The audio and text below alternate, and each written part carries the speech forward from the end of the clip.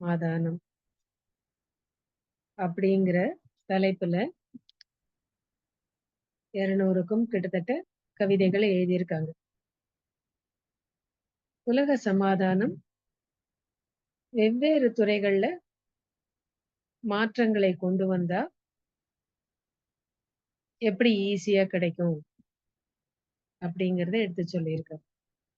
பொருளாதாரம், அறிவியல், விஞ்ஞானம், கல்வி, குடும்பம் நலம், குழந்தைகள் வளர்ச்சி, அரசியல், எல்லா துறைகள்லயும் என்னென்ன மாற்றங்களை கொண்டு வர வேண்டும், மதங்கள் எல்லாத்துலயும் கொண்டு வரணும் அப்படின்ட்டு சொல்லியிருக்காரு. ஆனா அத சொன்னா உடனே ஏத்துப்பாங்களான்னு அவருக்கே சந்தேகம் இருந்தது. ஏன்னா நிறைய இடத்துல போய் ட்ரை பண்ணியிருக்காரு.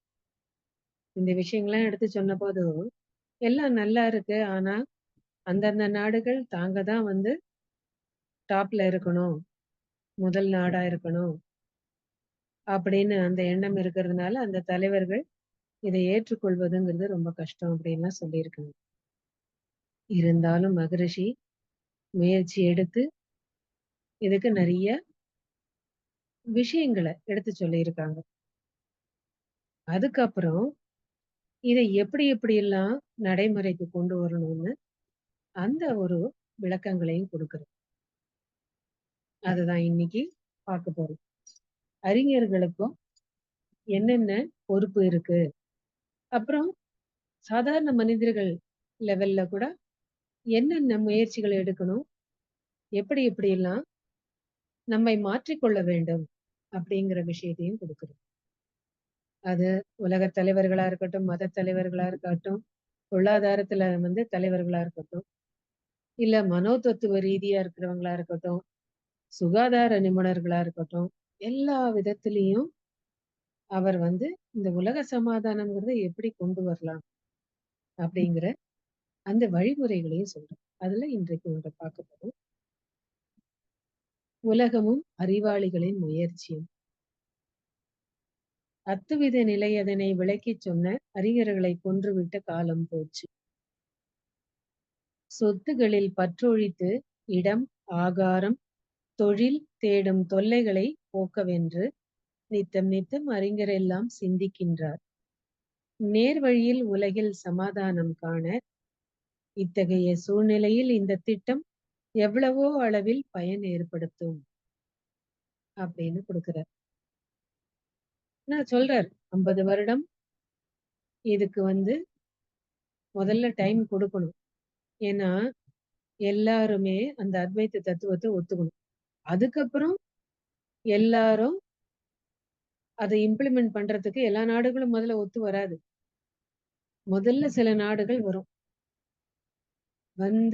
அதுக்கப்புறம் அவங்க இதெல்லாம் ஏற்றுக்கொண்டு அதுல முன்னேற்றத்தை பார்க்கும்பொழுது இன்னும் நிறைய நாடுகள் சேர்வாங்க அப்படின்ட்டு சொல்றார்.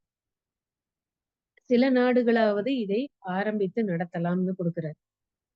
அப்போ இந்த நாடுகள் எல்லா நாடுகளுக்கும் அவங்களுக்குன்னு ஒரு முக்கியத்துவம் கொடுக்கணுங்கிற அந்த தலைவர்களுக்கு எண்ணம் இருக்கிறதுனால அரசியல் தலைவர்கள் ஒத்துக்கிட்டா பொருளாதாரத்துல இருக்கிறவங்க அவங்க வேண்டாம்பாங்க. இல்ல மத தலைவர்கள் இதை ஒத்துக்க வேண்டாம், நமக்கு அந்த ஒரு முக்கியத்துவம் போயிடும் அப்படின்னு ஆலோசனை சொல்றதுல எல்லாம் நிறைய வேறுபடும். எல்லாவற்றையும் கேட்டுக்கொண்டு சில நாடுகள் தான் இதற்கு ஒத்து வருவார்கள். ஆனா அப்படி வர நாடுகள் அவங்க இதுல பயனை பார்த்துட்டாங்கன்னா இன்னும் சில நாடுகள் அதோட சேர்ந்து கொள்ளும் அப்படின்னு சொல்றாரு. அப்புறம் மத தலைவர்கள், மதம் பார்த்தோம்னா இந்த காலத்துல எத்தனையோ மதங்கள் இருந்திருக்கு. அத்வைத தத்துவத்தை ஒத்துக்கிட்டவன் சில பேர் இருந்திருக்காங்க, துவைத்தம்னு சில இதை ஒத்துக்கிட்டவங்க இருந்திருக்காங்க, விசிஷ்டாத்வைத்தம்னு இருந்திருக்கு, அப்புறம் புத்த மதம், ஜைன மதம், எவ்வளவோ மதங்கள்லாம் இருந்திருக்கு. அந்த தலைவர்கள் அவங்க அப்பப்போ இருக்கிற அந்த மக்கள் அமைதியோடு வாழும் சில கருத்துக்களை கொடுத்து வாழும் வழிமுறைகளை சொன்னாங்க. ஆனா, அதுலயும் சில தலைவர்கள் என்ன பண்ணிட்டாங்க, ஃபாலோ பண்ணவங்க. தலைவர்கள் கூட இல்ல. அதை கடைபிடித்தவர்கள் தங்களுடைய மதம் தான் உயர்ந்ததா இருக்கணும்னு, மத்த மதங்களை சார்ந்தவங்களுக்கெல்லாம் துன்பம் குடுத்துட்டே இருந்திருக்காங்க. அதுல சில சமயம் இந்த மத குருக்களா இருந்தவங்கலாம், அரசர்களுக்கெல்லாம் தவறான பாதைகள் எல்லாம் காமிச்சிருக்காங்க. அதனால தான் முதல்ல அந்த இத குடுக்குறாரு. "அத்துவித நிலை அதனை விளக்கிச் சொன்ன அறிஞர்களை கொன்றுவிட்ட காலம் போச்சு." அப்படின்னு சொல்றாங்க. அறிஞர்கள கூட கொன்றுருக்காங்க. சாக்ரடீஸ் அவரு வந்து இவ்வளவு கஷ்டப்பட்டார். நல்ல கருத்துக்கள சொன்னார். ஆனா, அவர் சொன்னத ஒத்துக்கல. அதே மாரி மதத் தலைவர்கள்ல கூட ராஜா வந்து சைவ மதத்த அவர் கடைபிடிக்கிறவரா இருந்தா, வைஷ்ணவ மதத்த சார்ந்தவங்களோ, பௌத்த மதத்த சார்ந்தவங்களுக்கெல்லாம் அவ்ளோ துன்பம் குடுத்துருக்காங்க. கழுவுல கூட ஏற்றிருக்காங்கம்பாங்க. நம்ம அந்த தசாவதாரம் படத்துல கூட பார்க்குறோம். காமிச்சாங்க. அந்த மாரி அரசருக்கு வந்து ஆலோசனை சொல்பவர்கள் சரியானவர்களா இல்லைன்னா, அவர்கள தூண்டி விட்டு, தூண்டி விட்டு மத்த மதத்தை சார்ந்தவங்களுக்கெல்லாம் துன்பம் குடுத்ததெல்லாம் நடந்துட்டே இருந்திருக்கு. அப்போ எல்லா விதமான தலைவர்கள்னால பிரச்சனைகள் இருந்திருக்கு. அதனால தான் உலக சரித்திரத்த பார்த்தோம்னா, அரசியல் தலைவர்கள், பொருளாதார தலைவர்கள், மதத் தலைவர்கள். இவங்க வந்து ஒருத்தருக்கு ஒருத்தர் பிரச்சனைகள ஏற்படுத்தி, அங்க எப்படிப்பட்ட போர்லாம் நடந்ததுன்னு அததான் வந்து சரித்திரமா படிக்கிறோம்னு ஒரே வரியில மகரிஷி வந்து எடுத்து சொன்னாங்க. உலக சரித்திரம்னா என்னன்னு. அப்ப மகரிஷி அதான் சொல்றாரு. அத்வைத தத்துவத்தை எடுத்துச் சொன்ன அவங்களெல்லாம் கொன்ற காலம் தான் போச்சு. அதுக்கப்புறம் பொருளாதாரம் அப்படிங்கிறதுலயும் வரும்பொழுது, இந்த சொத்து இதிலெல்லாமும் பற்று ஒழிக்க வேண்டும் அப்படிங்கிறார். எதையும் கொண்டு வரல. எதையும் கொண்டு போறதில்ல. அப்புறம் எல்லாருக்கும் எல்லாம் கிடைச்சிடுச்சுன்னா, அப்ப எங்க பிரச்சனை ஏன் வருது? எனக்கு இந்த சொத்து வரணும், அந்த வரணும். என் குழந்தைக்கு அப்படி சேர்க்கணும் அப்படிங்கிறதெல்லாம் ஏன் வரணும்? அதனால சொல்றார், சொத்துக்களில் பற்றொழித்து இடம், ஆகாரம், தொழில் தேடும் தொல்லைகளை போக்கவென்று நித்தம் நித்தம் அறிஞர் எல்லாம் சிந்திக்கின்றார். அப்போ இதுல எப்படி மாற்றத்தை கொண்டு வரலாம்?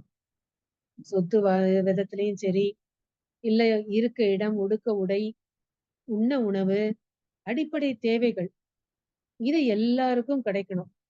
அப்போ இத பத்தின விளக்கங்களை, இல்ல வழிமுறைகளை அவங்க எப்படி எல்லாருக்கும் கொண்டு போய் சேர்க்கணும்னு அறிஞர்கள் இத பத்தி யோசிச்சுட்டே இருக்காங்க. அதனால தான் ஒரு இடத்துல அவர் வந்து சுகாதார நிபுணர்களுக்கு ஒரு விண்ணப்பத்த குடுக்குறார். அறப்பணியாம் நோய் தீர்க்கும் தொழிலை ஏற்று அல்லும் பகலாய் உழைக்கும் மருத்துவர்கள், உறக்கம், ஊன், உடை, வாழ்க்கை துணை யாவருக்கும் உற்ற காலங்களிலே கிடைக்காவிட்டால், சிறப்பாக அமைந்திருக்கும் பரு உடலுக்கும், சிந்தனைக்கும் என்னென்ன விளையும் ஆராய்வீர். நோய் தீர்க்கும் தொழிலை நீங்க செய்ற மருத்துவர்களே, அது நல்ல ஒரு தொழில் தான். அத வந்து ஒரு உயிர காப்பாத்துறோம்னா, அத விட ஒரு பெரிய விஷயம் இல்ல. இருந்தாலும், அடிப்படை தேவைகள வந்து பூர்த்தி செய்யணும். உண்ண உணவு, உடுக்க உடை, இருக்க இடம், அதுக்கப்புறம் அந்தந்த வயதுல ஆணுக்கு பெண்ணும், பெண்ணுக்கு ஆண் துணையும் தேவை. அதெல்லாம் இல்லாம இருந்ததுன்னா, அப்போ சிறப்பாக அமைந்திருக்கும் பருவுடல். அந்த வார்த்தைய பாருங்க. சிறப்பாக அமைந்திருக்கும் பருவுடலுக்கும், சிந்தனைக்கும் என்னென்ன விளையும்? அப்போ பருவுடலுக்கு வேண்டிய தேவைகளை பூர்த்தி செய்யல. பசி, தாகம் இதெல்லாம் இருக்கு. அதே மாரி சிந்தனை ஆற்றல். அதுவும் இது அடிப்படை தேவைகளும் இல்லைன்னா, சிந்தனை அது எங்கெங்கேயோ போகும். தவறான வழியில தான் போகும். அப்ப இதெல்லாம் கிடைப்பதற்கு என்னென்ன செய்யணும்னு நீங்கலாம் ஆராய்ச்சி செய்யுங்க அப்படின்னு சொல்றாரு. அதே மாரி மனோதத்துவ நிபுணர்கள்கிட்டயும் கேட்கிறாரு. மனம் பற்றின விளக்கங்கள எவ்வளவோ பேர் குடுத்துருக்கோம். ஆனா, சரியான முறையில அவங்களுக்கு இதெல்லாம் கிடைக்கலைன்னா, அத பத்தி சொல்லி என்ன பிரயோஜனம்? அப்படிங்கிறார். அதே மாரி இன்னொரு வழியும் சொல்றார். இந்த சொத்து இதுலலாம் வந்து நமக்கு பிரச்சனைகள்லாம் போயி, அதெல்லாம் சரிசமமா எல்லாரும் ஒரே மாதிரி வாழணுங்கிற வந்ததுன்னா, அப்ப அதுக்கு என்ன வரணும்னா, பந்த பாசம் போகணும் அப்படிங்கிறார். பற்றற்று எல்லோரும் வாழவென்றால் பலர் கூட்டு முயற்சினால் அன்றி ஆகா. உற்று உற்று ஆராய்ந்தேன் உறக்கம் விட்டும். தூக்கத்த கூட விட்டு இத ஆராய்ச்சி செஞ்சிருக்கேன். உலக சமாதானம் அது பாசம், பந்தம் அற்ற ஒரு புது புரட்சிகர திட்டத்தால் அன்றி அது கிட்டாது, நிலைத்திடாது. கற்றவர்கள் ஆராய்வீர். நுணுக்கமாக கருத்தினிலே எழும் சிக்கல் எடுத்துரைப்பீர். அப்படின்னு சொல்றாரு. அப்புறம் இந்த விஷயங்கள்லாம் விட அடிப்படையா என்ன பிரச்சனை இருக்குன்னா, பற்று, பாசம் இதை விட வேண்டும். அதுக்கு தான் என்ன சொல்றாருன்னா, குழந்தை பொறந்த உடனேயே பொதுவா வந்து ஒரு இடத்துல அந்த குழந்தைய கொண்டோய் விட்டுடணும். அப்புறம் அறிஞர்கள், வயதில் முதிர்ந்தவர்கள், அனுபவம் மிக்கவர்கள் அந்த குழந்தைய வளர்ப்பாங்க. இது என் குழந்தை அப்படிங்கிற அந்த எண்ணம் கூட வரக்கூடாது. இது உலக பொது சொத்து, சமுதாய சொத்து அப்படிங்கிற அந்த எண்ணம் வரணும் அப்படிங்கிறார். அப்போ எந்த அளவுக்கு ஒரு உயர்ந்த எண்ணம் பாருங்க மகரிஷி. அப்படி அந்த பாசம், பந்தம் அது விட்டு போச்சுன்னா தான், அந்த அன்புங்கிறது வரும். அதுக்கப்புறம் இந்த திட்டங்கள் எல்லாம் எல்லாரும் எடுத்து செய்வதற்கு முன் வருவாங்கங்கிறார். இல்லன்னா மறுபடியும் அதே வட்டத்துக்குள்ள தான் போவோம். எல்லை கட்டிக்கிட்டே போவோம். என்னுடைய குடும்பம், என் குழந்தைங்க, அப்புறம் என்னுடைய மதம், என்னுடைய ஜாதி, என்னுடைய நாடு, இப்படியே போயிட்டே இருக்கும். இந்த உலக சமாதானம்ங்கிறது எட்டாத கனிதான். அதனால மகரிஷி சொல்றாங்க, "பற்று, பாசம் இதை விட வேண்டும்." அது வந்துனா தான், அந்த மாரி ஒரு பொது சொத்து நான். சமுதாயத்தோட நான் சொத்து. மகரிஷி இன்னும் போய் சொல்றார், "உலக பொது நல தொண்டன்" அப்படின்னு சைன் பண்றார். எப்பொழுதும். உலக நல தொண்டன்னு வர எப்பொழுதுமே வேதாத்ரி அப்படின்னு சைன் பண்ணும். அந்த ஒரு நிலைக்கு மனம் விரியணும்.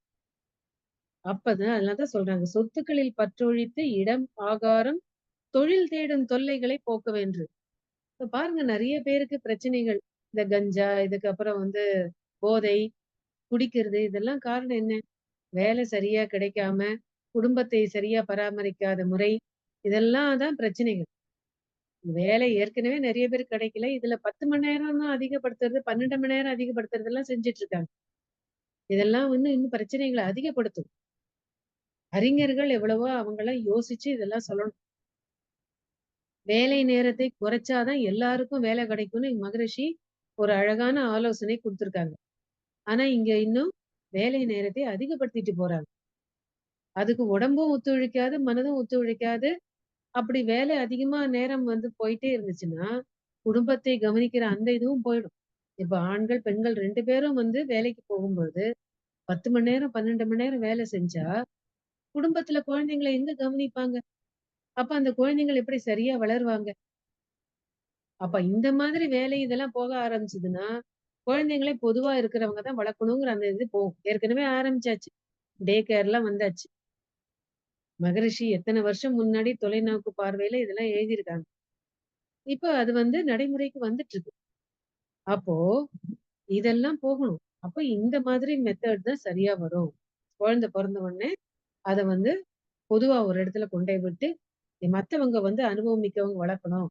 அப்படிங்கும்பொழுது இவங்க வந்து அந்த மாரி வேலைக்கு போறதெல்லாம் பிரச்சனை இருக்காது. அப்புறம் அந்த குழந்தைங்க 3வது மனிதர் சரியா வளர்க்கும்பொழுது, அங்க பாசம், பந்தம் அதெல்லாம் வராது. யார் தவறு செய்தாலும் அதை சரிப்படுத்த வேண்டும். நல்லபடியா வாழும் முறையை அவங்க வந்து எடுத்துச் சொல்வாங்க. இதுதான் நடக்கும். அப்போ இந்த மாதிரி ஒரு வழிமுறை வரணும். அத பத்தி யோசிப்பாங்க. நித்தம் நித்தம் அறிஞர் எல்லாம் சிந்திக்க ஏற்கனவே ஆரம்பிச்சாச்சு. அதனால தான் இந்த டே கேர், அப்புறம் சீனியர் சிட்டிசன்ஸ் அந்த மாரி இது இல்லாம இப்ப வர ஆரம்பிச்சிருக்கு. மிந்தியெல்லாம் கவனிக்க முடியலன்னுட்டு அந்த மாரி சீனியர் ஹோம்ஸ் எல்லாம் வரும். இப்ப எல்லாரும் அவங்களே போறாங்க விரும்பி. இன்னொருத்தர் வாழ்க்கையில நம்ம தலையிட வேண்டாம். மகரிஷி சொல்ற கருத்து தான். எல்லாருக்கும் அறிவு இருக்கு, ஆற்றல் இருக்கு. அவங்கவங்க அவங்க குடும்பத்த பார்த்துக்கிட்டோம். ஓரளவுக்கு நாங்க எங்க கடமைய செஞ்சுட்டோம். அ எப்போ வந்து உதவி தேவையா இருக்கோ நாங்க வரோம். மத்தபடி நாங்க இந்த இடத்துல நாங்க வாழ்ந்துக்கிறோம். உங்களுக்கும் ஒரு சுதந்திரம் கிடைச்சது, எங்களுக்கும் சுதந்திரம் இருக்கு. எங்களுடைய என்ன வந்து ஒரு அந்த அ ஒரு ஆசை நிறைவேறணும்னா, அதெல்லாம் வந்து பூர்த்தி செய்து கொள்வதற்கு, அதெல்லாமும் வந்து நம்ம வந்து செய்ய முடியும். இல்ல அப்புறம் ஒரு டென்ஷன்ல இல்லாம இருப்போம். வாழ்க்கை நிம்மதியா இருக்கும். ஒவ்வொருத்தரும் பார்க்குற பார்வை, ஒரு பிரச்சனைய பார்க்குற பார்வை வெவ்வேறு விதமா இருக்கும். நம்ப வந்து நம்ப வாழ்ந்த காலத்துல என்னென்ன அனுபவம் கிடைச்சதோ, அத வச்சு ஒரு ஒரு சொல்யூஷன சொல்லுவோம். ஆனா, இந்த காலத்துல இருக்கிறவர்கள், அதை எதிர்கொள்பவர்கள், அவங்க வேறு விதமா யோசனை செய்வாங்க. சில சமயம் 2ம் ஒத்து போகவும் போகாது. அப்ப அவங்கவங்க வாழ்க்கைய அவங்கவங்க பார்க்கட்டும். உதவி தேவைன்னா சொல்லுங்க வரோம். அப்படிங்கிற அந்த ஒரு நிலைமை இப்ப வர ஆரம்பிச்சிருக்கு. அப்ப அப்படி இருக்கும் பொழுது, குழந்தைகள இன்னொருத்தர் வளர்க்கறதுங்கிற அதுவும் வர ஆரம்பிச்சுடும். ஏற்கனவே வர ஆரம்பிச்சாச்சு. அதனால தான் சொல்றார், "சொத்துக்களில் பற்றொழித்து இடம், ஆகாரம், தொழில் தேடும் தொல்லைகளை போக்கவென்று நித்தம் நித்தம் அறிஞர் எல்லாம் சிந்திக்கின்றார். நேர் வழியில் உலகில் சமாதானம் காண, இத்தகைய சூழ்நிலையில் இந்த திட்டம் எவ்வளவோ அளவில் பயன் ஏற்படுத்தும்னு" சொல்றார். ஆணித்தரமா சொல்றார். கேட்கிறவங்க தான் இன்னும் நெறைய பேர் வரல. அப்ப எவ்வளவு யோசிச்சிருப்பார். ஓ! நான் வந்து உறக்கத்த விட்டு நான் ஆராய்ந்தேங்கிறார். அப்ப என்ன ஒரு அன்பு, கருணை பாருங்க. ஏன் அது வந்துச்சு? உலகநல தொண்டன் அப்படிங்கிற அந்த எண்ணத்தினால தான். அந்த மனம் விரிந்ததுனால தான். அப்போ அந்த அளவுக்கு பயிற்சிகள் செய்து நம்மை நாம் நம்முடைய மனதை விரித்துக் கொள்ள வேண்டும். அப்புறம் சொல்றாரு, ஆணித்தரமா சொல்றாரு, மனிதர்களுடைய தொல்லைகள் அனைத்தையும் இந்த திட்டம் போக்கும்ங்கிறார். நீங்க முயற்சி செய்து பாருங்கன்னு அப்போ அவங்களுக்கெல்லாம் வந்து ஒரு ஆப்ஷன குடுக்குறாரு. ஆனா இவரு வந்து அந்த கருத்த சொல்லும்பொழுது, இது நிச்சயமா பலன குடுக்கும்னு ஆணித்தரமா சொல்றார். ஏன் சொல்றார்? என் வழியா இந்த கருத்துக்கள் வந்ததுங்கிறாரு. அதனால தான்.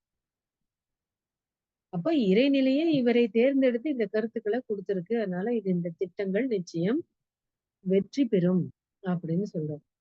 துன்புறும் மனித இனம் தனது வாழ்வில் தோன்றுகின்ற தொல்லையெல்லாம் தீர்க்கப் போகா என்று அவைகள் கூட இந்த திட்டத்தாலே என்றும் தோன்றாது ஒழியும் இனிதாய் சொல்லும்.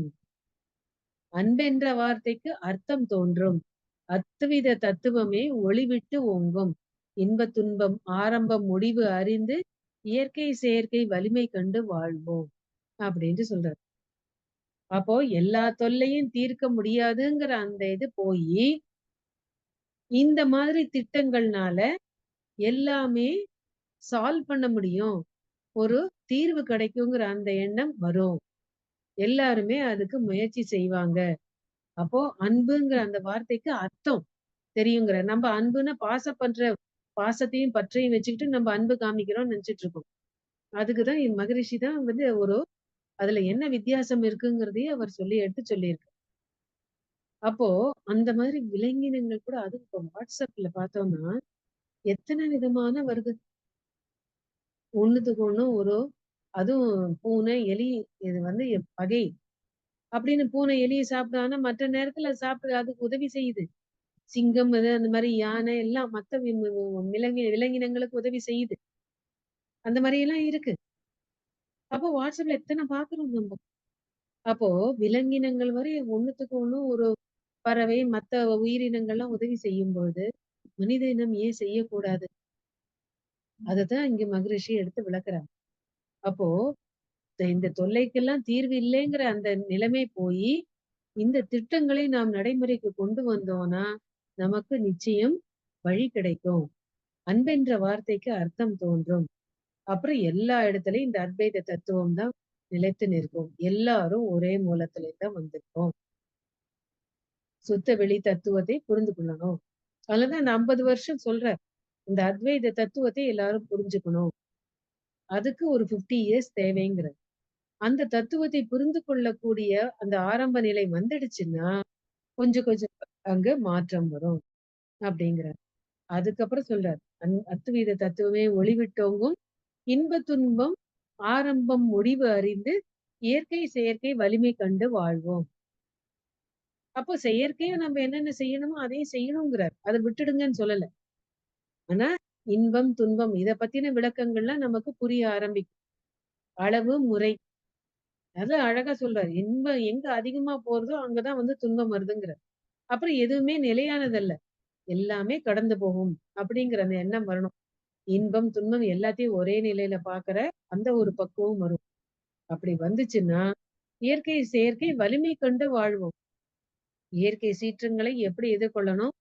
அதுக்கு செயற்கை முறையில நாம என்ன வழிமுறைகளை கண்டுபிடிக்கணும்? அப்படின்னு அந்த பத்தின ஆராய்ச்சியிலயும் நமக்கு ஒரு தெளிவு கிடைக்கும். அப்படின்னு சொல்றாரு. அப்போ என்ன அழகா இந்த கருத்துக்கள நீங்க ஏத்துக்கிட்டீங்கன்னா, அதுக்கு உலக சமாதானம்ங்கிறது வெகு தூரத்துல இல்லைங்கிற அந்த விளக்கங்களை மகரிஷி பின்னாடி எடுத்து சொல்ல ஆரம்பிக்கிறார். வழிமுறைகளை முதல்ல சொல்றார். அதுக்கப்புறம் ஒவ்வொரு துறையிலயும் இருக்கிற நிபுணர்களை கூப்பிட்டு நீங்க இத வந்து எடுத்து சொல்லுங்க. நீங்க தான் இதற்கு முன் வர வேண்டும் அப்படின்னு ஒரு அங்க வந்து ஒரு ரிக்வெஸ்ட வைக்கிறார். உலகமும் அறிவாளிகளின் முயற்சின்னு முயற்சி எடுக்கணுங்கிற. அவங்க அதனால நம்ப என்ன பண்ணணும்னா, நம்ம மனவளக்கலை அன்பர்கள் எல்லாரும் வாழ்த்தலைகளை பரப்பிக் கொண்டே இருக்க வேண்டும். மகரிஷியோட கருத்துக்களை எல்லாரும் புரிந்து கொள்ளணும். நெறைய பேர் மனவளக்கலைக்கு வரணும். அதுக்கு நம்ப உதாரணமா இருக்கணும். அப்படிங்கிற அந்த எண்ணம் வரும். எல்லா கருத்துக்களையும் மகரிஷி குடுத்திருக்காரு. அதனால சொல்றாரு, "அத்வைத நிலையதனை விளக்கிச் சொன்ன அறிஞர்களை கொன்றுவிட்ட காலம் போச்சு. சொத்துக்களில் பற்றொழித்து இடம், ஆகாரம், தொழில் தேடும் தொல்லைகளை போக்கவென்று நித்தம் நித்தம் அறிஞர் எல்லாம் சிந்திக்கின்றார்." அங்கங்க இத இத பத்தின விளக்கங்கள, இத பத்தின பிரச்சனைகளுக்கு என்னென்ன தீர்வு காணணும்னு எல்லாரும் தேடிக்கிட்டு இருக்காங்க. அப்போ இது வந்து அவங்களுக்கு போய் சேரணும். அதனால தான் இத வந்து அறிஞர்கள் இத வந்து எடுத்துக்கொள்ளணும்னா, ஐக்கிய நாடு சபை வழியில இந்த கருத்துக்கள்லாம் போய் சேரணும்னு நம்ம வாழ்த்தலைகளை பரப்பிக்கிட்டே இருக்கோம். இத்தகைய சூழ்நிலையில் இந்த திட்டம் எவ்வளவோ அளவில் பயன் ஏற்படுத்தும் அப்படின்னு சொல்றார். ஸோ நம்மளும் இந்த எண்ண அலையை நாம் பரப்பிக் கொண்டே இருப்போம். மகரிஷி கருத்துக்கள் இன்னும் நிறைய பேருக்கு போய் சேரணும் அப்படிங்கிற அந்த வாழ்த்து அலையை பரப்பிக் கொண்டே இருப்போம். அனைவருக்கும் நன்றி. வாழ்க.